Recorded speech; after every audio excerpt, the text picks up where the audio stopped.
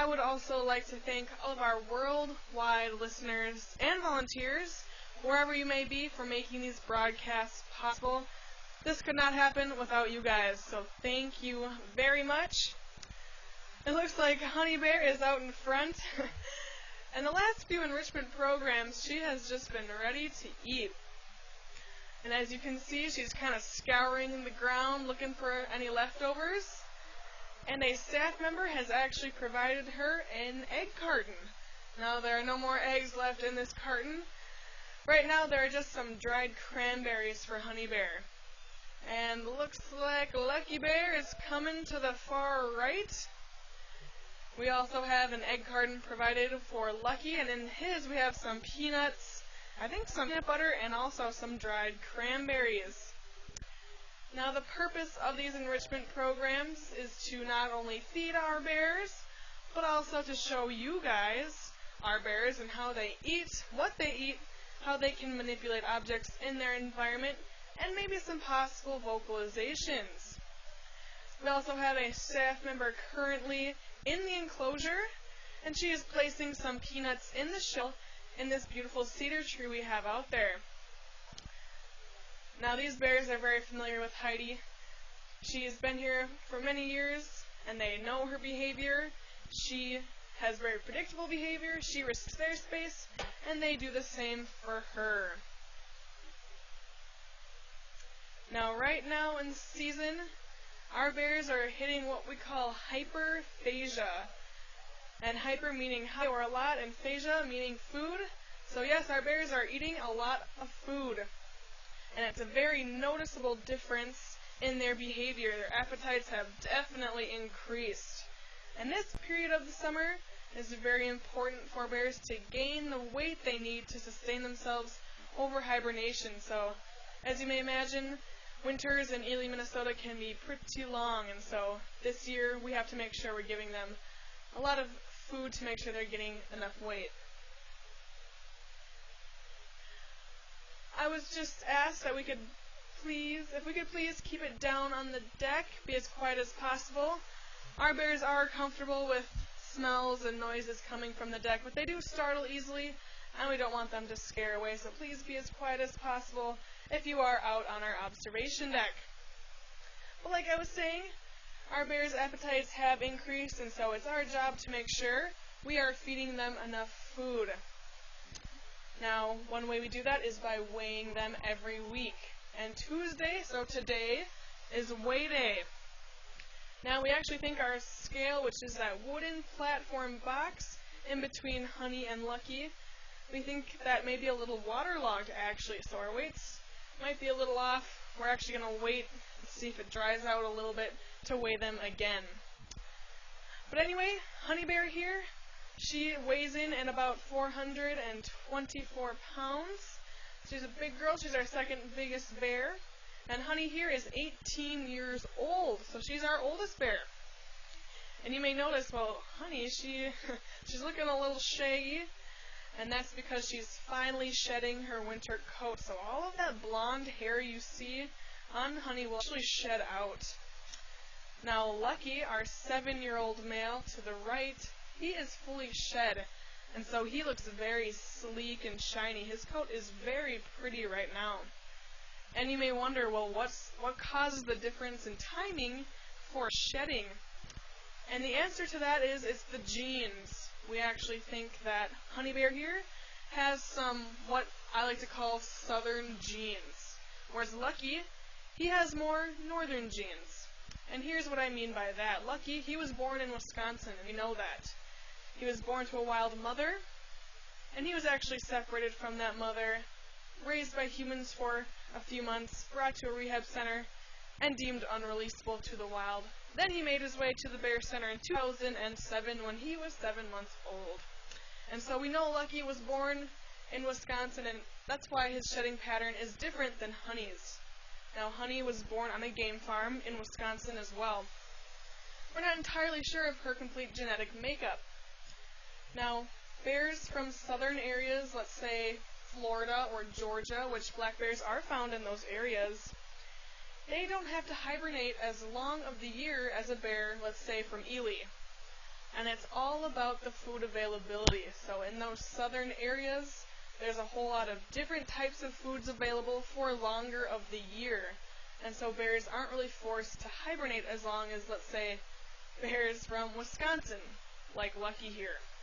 So that's not only why Honey sheds later, but she also hibernates much later in the year as well. Now, little Holly has shown her face, made an appearance, and Holly comes to us from Arkansas. She was born wild there. And you may think, oh, she's from Arkansas, that's a southern state, she'll probably hibernate like Honey here. But actually, Holly here may have some northern DNA. In the early 70s, the Arkansas black bear population was dwindling. It was very low. And Minnesota has historically had very high black bear populations. However, our wild turkey population was not doing so hot. And so we actually traded game. We gave some black bears to Arkansas, and in return we got wild turkeys. And so if you're ever hiking around in Arkansas, and you see a black bear, it's a good chance that black bear has some Minnesota DNA. Also, if you're ever in Minnesota and you see a wild turkey, that turkey may very well have Arkansas DNA. And so little Holly, although she is from Arkansas, which is considered a southern area for black bears, she may hibernate more like Lucky than like Honey. So it'll be interesting to see. Now Holly here, she's very new to the Bear Center. We got her right around Christmas time of 2013, which is partially where she gets her name, Holly Bear. Now, like I said, she came from Arkansas, born to a wild mother. She, like Lucky, was actually orphaned very young. She was orphaned in a wildfire. She was then found by a family and raised by humans for a few months as well. Now, the people who were raising her did not have the right permits or license to do so, so she was taken away by the Arkansas Fish and Game Service. And then she was brought to a rehab center in Tennessee, where she was deemed unreleasable to the wild, so she could not be rehabbed to live in the wild by herself. After that, she came back to Arkansas, and then eventually made her way to Ely, Minnesota, December 27th of 2013. And it was negative 30 degrees Fahrenheit here. Really cold. And for anyone, that's pretty shocking, let alone a little bear who had been bounced around, had a pretty traumatic beginning to life. She also needed to be socialized. She was very scared of the other bears, and she was terrified of people, actually. If you have a good eye, you may be able to see that Holly actually does have a split right ear. And that's because she had some ear tags in her that were embedded and actually infected and took surgery to remove. She also had a skin condition. She was losing fur very rapidly. So she had a whole host of issues when she came to the Bear Center. And for that reason, she actually was quarantined into her separate pen area. And each of our 4 bears, they do have their own pen that is designated for them, about the size of a 2-car garage. And so Holly was there for the first few months that she was at the Bear Center. And it really took 2 staff members who stepped up and really bonded with Holly to get her more comfortable here. That bond really helped her confidence grow and grow every day. And you may ask, well, how do you bond with a little bear that's terrified of people? Well, when we received her, if she were in the wild, she would still be nursing from her mother. And so for us, that meant bottle feeding. Now, bottle feeding was a great way for us to deliver food and antibiotics. It also opened up a wonderful bonding opportunity between the staff members that bottle fed her and Holly. And so through that, through being very patient with Holly, working every day with her, talking to her, even playing with her through the fence, that really helped develop her confidence, made her feel a lot better in this situation. She actually shares her pen and Holly's pen and Lucky's pen actually share a fence. And at first she was pretty intimidated by Lucky. Eventually, though, we saw them actually playing through the fence. It's also funny, I mentioned that Lucky was 7 months old when he came to the Bear Center, and so he was bottle fed when he got here, and he was the baby. And he was actually quite jealous of little Holly getting all the attention. He's like, hey, I'm the one who's supposed to be getting the bottle. Why is she getting the bottle? And so we had to make sure we were giving each of them equal amounts of attention, which is pretty funny. But after a few months, May 30th, we let Holly out into our enclosure, which is about 2.5 acres. And she was pretty timid. She didn't really come out very far. Her pen is to the far back right, and so she didn't even make it to the tree line to the pond for a good week or two. But with the help of those 2 staff members who really bonded with her, who we call Mom 1 and Mom 2. So with the helps of Mom 1 and Mom 2, we got Holly out. She began to get more used to life here, and now you see her, she's pretty content. Black bears have excellent senses of hearing and smell, and so she can hear everyone and smell everyone on the deck. However, she's gotten in the routine where she knows, okay, there's people up there, that's okay, it's all good. However, if there's anything out of place for a black bear, wild or captive, it really freaks them out. And what scares them or what is out of place for them makes them run away. And typically they run away and run up a tree. And so when Holly first came out into our enclosure, she spent a lot of time up in trees because she was still very unsure of herself. However, she developed a very positive, playful relationship with Lucky, our 7-year-old. And as you can see, they're very content with each other. Lucky still likes to kind of keep her in her place, especially now during hyperphagia when they like to eat a lot, their appetites are increased. Earlier in the summer, Lucky would actually give up some of his enrichment toys for Holly, which is unheard of in the wild. That would not happen. Black bears are very food-driven animals. So the relationship you see between Holly and Lucky, very unnatural. Nonetheless, it's really cool to watch develop, especially in contrast between Honey and Holly, our 2 females. Honey she's 18, she likes her own space, she doesn't really have time for the younger 2, and if they get closer, she'll probably give off some vocalization, she'll huff, she'll grunt, she'll blow, she'll slap the ground, she may even bluff charge these 2. And that's because she wants to keep them in their places, because black bears, they live in a female-dominated society. They live in a matriarchal society. Well, there she goes. So black bears, when they're feeling uncomfortable or stressed, they give off these huffing sounds. You may have noticed her ears moved back, and her lips actually extended as well. She actually chomped her 2 lips together. And so that's just telling the other bears, hey, I'm annoyed, you need to get out of here. But she has retreated to the window den, which I think she really uses as a refuge area. She's pretty much claimed it as her own. None of the other bears really go in there. And actually, Honey hibernated in that den last winter. So she really likes that window den. It's also funny to see the very different and strong personalities each of our bears do have. Honey is the sassy queen bee. Lucky is the playful, curious jokester. And Holly's still learning the ropes. We do have a 4th bear here. His name is Ted Bear. Now, Ted is currently not out in our 2.5 acre enclosure. He is in his pen area. He's just taking a little break. He's under vet supervision. And so, once we hear back from our vets, we'll let him out more and more. Now, Ted is a sweetheart. He's our biggest bear. He's about 560 pounds. He's a big bear, but he is just such a sweetie. He loves people. And the vocalizations that Ted gives off are much different than the ones that Honey just gave off.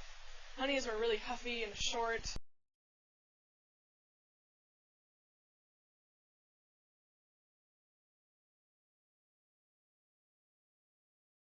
And you could just tell she was annoyed. When you see Ted, or he sees anyone really, he gives off really sweet, high-pitched grunts. And it's immediate that you can tell that his intentions are very friendly. And that's Ted Bear. Now, Ted, like Honey, he was born in captivity on a game farm. Ted and Honey were actually purchased by the same private party who raised them for the first 10 years of both of their lives. And they were both transferred here in 2007. And so those are the 4 bears we have here: Ted, Honey, Lucky, and Holly. 2 males, 2 females. 2 born in the wild, 2 born in captivity. And it looks like Lucky found some yummy treats that a staff member that Heidi placed in the cedar tree.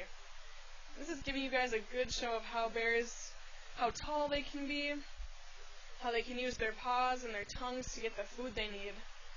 Now, a surprising fact about black bears is you would think their mouths and their tongues would be very coarse, but they actually have really soft, sticky tongues.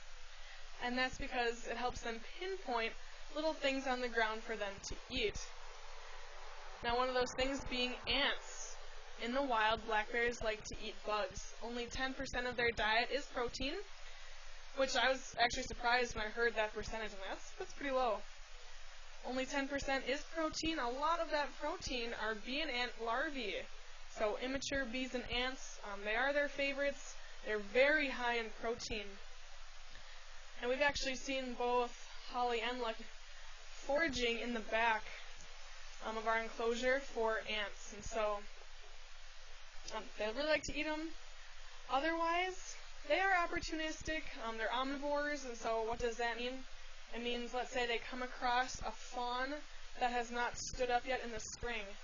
That's literally a sitting duck for these bears, and they will eat that meat to get the protein. I've also heard stories of black bears in California going after fish stringers, because once again, it's readily available, it's easy for them to. However, I don't think they really prefer that source of protein. Otherwise, a lot of their diet is vegetation. So grasses, they love white clover, they like flower parts, leaf parts, as well as berries. Some of their favorite berries in Minnesota are June berries. They just love June berries. But they'll eat blueberries, blackberries, chokecherries, pincherries, sour sarsaparilla berries, all sorts of berries. And during this period of the summer called hyperphagia, one bear can eat 20,000 berries a day. So that's a lot of berries. They also like nuts as well. Hazelnuts in Minnesota are a favorite because they're very high in fat content. They are 60% fat. And once again, they crop later in the summer during this hyperphagia time when it's really important for a black bear to gain weight. And so they love hazelnuts. And then, after that, it's protein, so bugs, things like that. And that's basically what they do eat. And here at the Bear Center, we feed them 5 times a day. We have breakfast around 8:30. We usually give them some romaine lettuce and carrots, usually some red grapes. They also get a raw egg in the shell to get some protein. And our bears, they love that raw egg. They really look forward to it. And it's really funny to watch a black bear eat a raw egg. They're big, strong animals. They have these big claws, but they're very delicate with that egg. They'll take it in their mouth, and like Lucky, he'll cup one of his paws and kind of hold it in, and then take the other paw and crush the top of it, and then lick out the inside. So it's not really what you would expect how a black bear would eat an egg, but really, really interesting to see. Otherwise, after that they have 3 enrichment times, like the one you see right now, where we typically put food in some sort of toy. We have tubes, we have cubes, we have donuts, egg cartons, we use bags sometimes, things like that, so the bears have to do some problem solving, move around some objects to get food they need, which is not unlike something they would have to do in the wild. And usually for those programs, we give them a mixture of nuts, usually peanuts in the shell, peanuts out of the shell, sunflower seeds, Brazil nuts, dried cranberries, dried apricots, sometimes seedless red grapes. They do prefer seedless. We had a taste test. They don't really like the seed-in grapes for some reason, and they definitely prefer the red grapes over green grapes, which is kind of funny. Then for dinner, they get that about 5:30 at night. They usually get some more romaine, a fruit or two, which may include avocado or an apple, a pear, plums, a nectarine, some watermelon maybe, something like that, along with some bear trail mix, which is sunflower seeds, peanuts, dried cranberries, and bear kibble, which looks like dog food, basically, another source of protein. And so that's what we feed our bears. We also do have wild foods planted in our enclosure for our bears to forage on. And so that's a pretty brief overview of the bears we have here and some of their ecology. If you guys have any questions, feel free to ask now or later. Otherwise, I hear a question on the deck. Yes.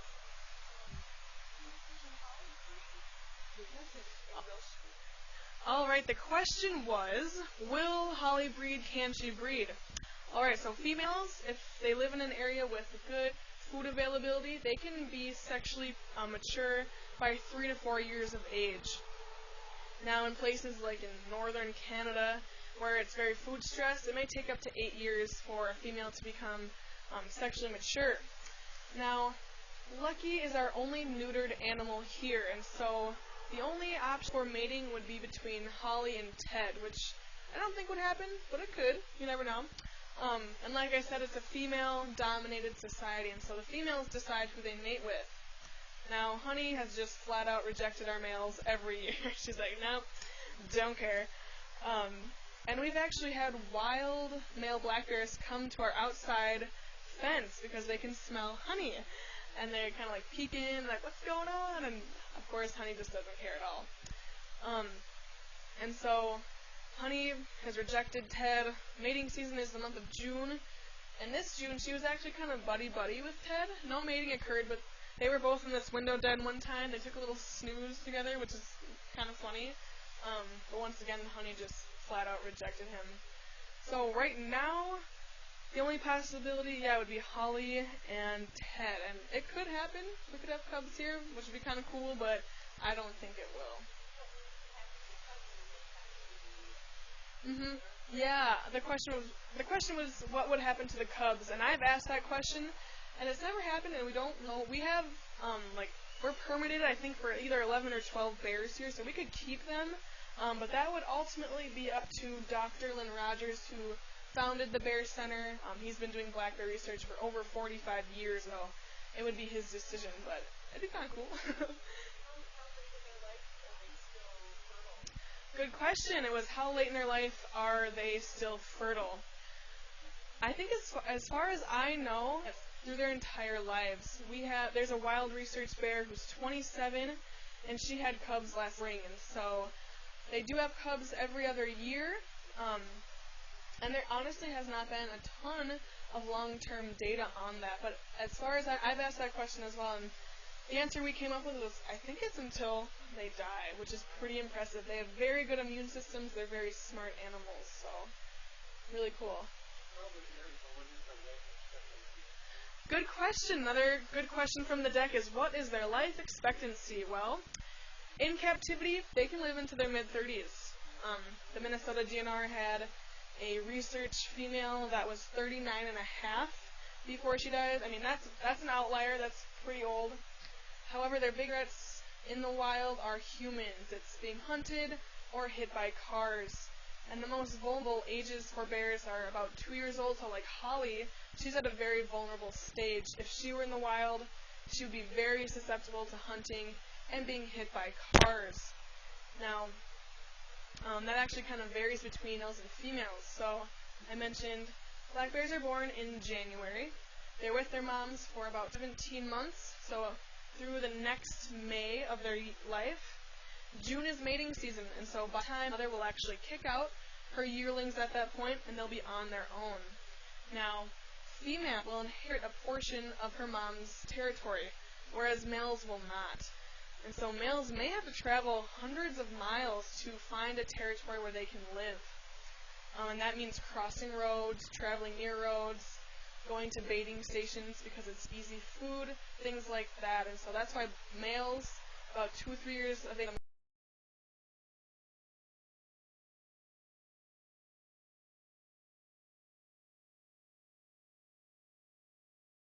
most visible to the public eye. And a lot of times people will say like, oh, I saw this black bear, he's about the size, of a black lab, running through my yard, like, what was he doing? I'm like, that was probably a male, a younger male, who was just trying to find food somewhere, trying to find a territory. So, good questions. I'm going to sign off quick. Don't want to drag this out too long, but I'll answer any other questions you folks may have. I'd like to thank all of you for visiting me.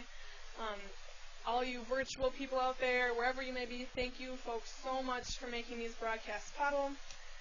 We're open until 7 today. We have one more bear enrichment at 4 o'clock, so feel free to come and go from the Bear Center all day until 7. And with that, wherever you are, I hope you're enjoying your day. And if you're here, I hope you're enjoying your time at the North American Bear Center. Thank you guys very much.